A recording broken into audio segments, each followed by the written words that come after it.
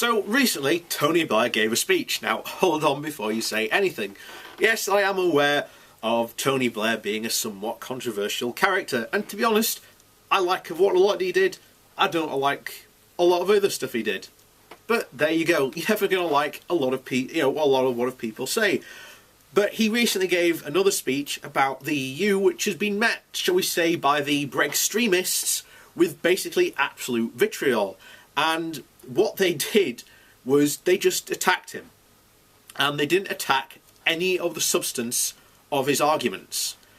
And because they can't do that, I am now in the absolute opinion that any leavers, or Brextremists, as I'm now calling them, or Brexiteers, pick one of the three, should now be forced to answer these 48 questions. So, number one, do you accept that many people who voted leave did so without knowing the full terms of Brexit? Number two, do you accept that it is open to the people to change their minds if they decide Brexit will in fact harm their own and the country's interests? Number three, do you accept that there is no monopoly on patriotism, and that there might be a patriotic case for wishing to reverse the referendum decision if enough people feel that it will be damaging to the UK? Number four, do you agree that the government approach can be defined as a Brexit at any cost? Number five, do you accept that people are entitled to be concerned at the scale of that cost, and economically and politically? Six, do you accept that the financial withdrawal the EU having to pay and previous EU obligations but have no benefit from future opportunities could be as high as 60 billion? That's pounds, by the way. 7. Do you agree with the Prime Minister and the Chancellor's former views that the maintaining of our partnership with the biggest political union and the largest commercial market on our doorstep fulfills rather than diminishes our national interest? Number 8. Is there not something surreal about the Prime Minister and the Chancellor now claiming hard Brexit is a huge boon for the country when during the campaign they said the opposite, in Hammond's case with real conviction? Number 9. Do you accept that politics, not economics, or genuine national interest is now driving the hard Brexit chosen by May? So number 10. Are you seriously saying that the MP's vision of Britain as a great open trading nation is best served by leaving the largest free trading bloc in the world? Might her vision of a Britain as a bridge between Europe and the US be more realistic if we remained part of the EU? Number 11. In what way will her call for a fairer capitalism be met by moving to a low-tax, light-regulation economy? Number 12. Do you accept that if the right-wing ideologues pushing a hard Brexit, so Britain becomes a low-tax, low-regulation offshore hub, have their way, we need a huge tax and welfare changes? Were they voted for in the referendum? Number 13. Will this approach in fact lead to less, not more public money for the NHS? And less, not more protection for workers? Number 14. Is it not the case that the UK government could make these changes now and wouldn't because they know that they do not have the public support for them? Number 15. Is there any chance at all that Brexit will lead to £350 million a week more for the NHS? And number 16 is, please define the big argument that Tony Blair argues is missing from the pursuit of a hard Brexit, and how it will benefit Britain's economy.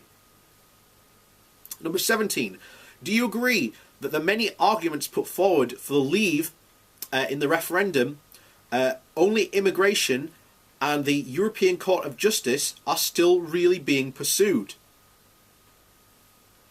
Number 18. Do you accept that the Leave campaign deliberately conflated the European Court of Justice and the European Court of Human Rights.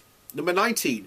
Can you confirm that the European Court of Human Rights is not and never has been an EU body? Number 20. Can you name any laws that the UK has not been able to pass because of the European Court of Justice? Number 21. Can you confirm that the net immigration into the UK in 2016 overall, half was from outside the EU? Number 22.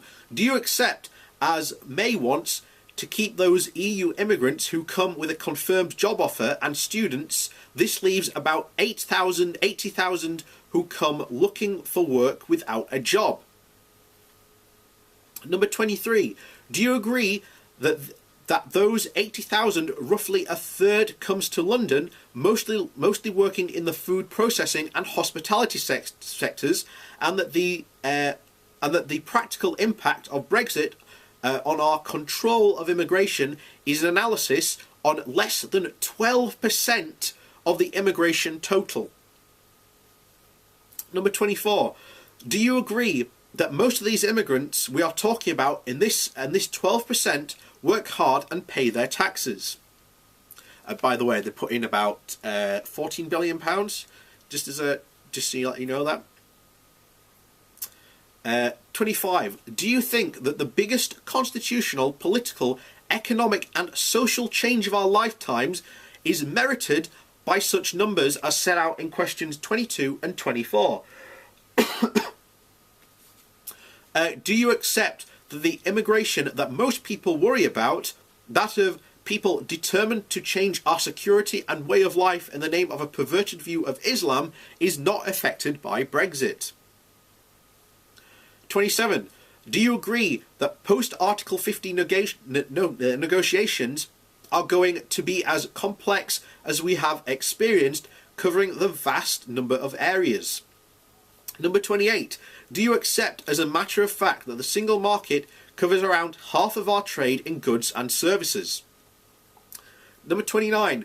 Do you accept that leaving the customs union may adversely impact on our trade with other countries? Number 30. Can you confirm that we will need to negotiate the replacement of over 50 preferential trade agreements we have via our membership of the EU? Number 31. Do you accept that the EU-related trade is actually 2/3 of the UK total? Number 32. Do you accept scientific research and culture are both going to suffer as a result of Brexit? Number 33.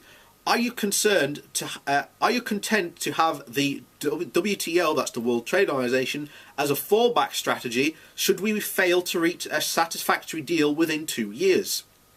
Number 34. Do you accept this too has enormous complexity attached to it, and that we would need to negotiate the removal of not just tariff barriers, but the prevention of non-tariff barriers, which today are often the biggest impediments to trade? Number 35. Do you agree that the fall in the value of the sterling against the euro and the dollar as a result of Brexit is an indication that the international financial markets believe we are going to be poor? Number 36. Do you accept that therefore the price of important goods is up and so will inflation? Number 37. Do you agree that the single market and the entanglement were huge foreign policy successes for the UK? Number 38.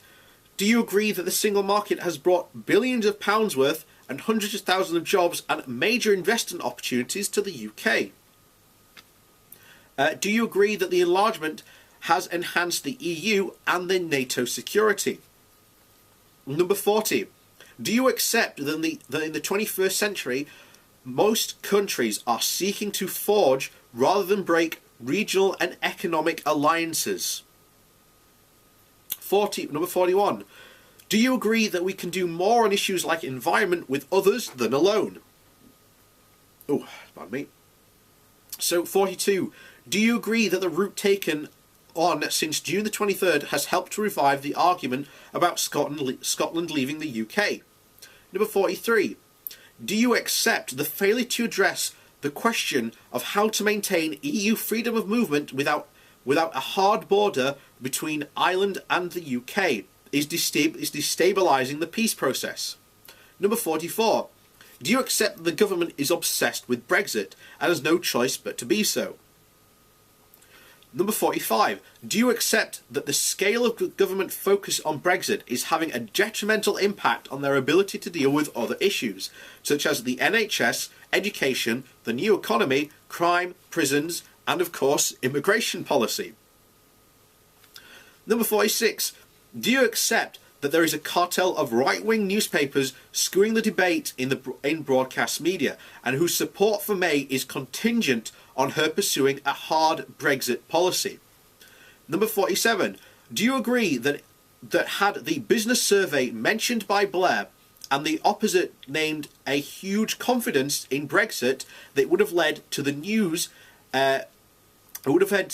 cartel would have splashed it all over their front pages and not ignored it? And finally, the last one, number 48. Do you accept that Brexit has divided the country across its nations, regions and generations, contrary to May's claim to have 65 million people behind her? So I'm looking forward to see if anyone can particularly answer those questions. More noticeably, I'd still like this one put one straight to Sargon of Akkad.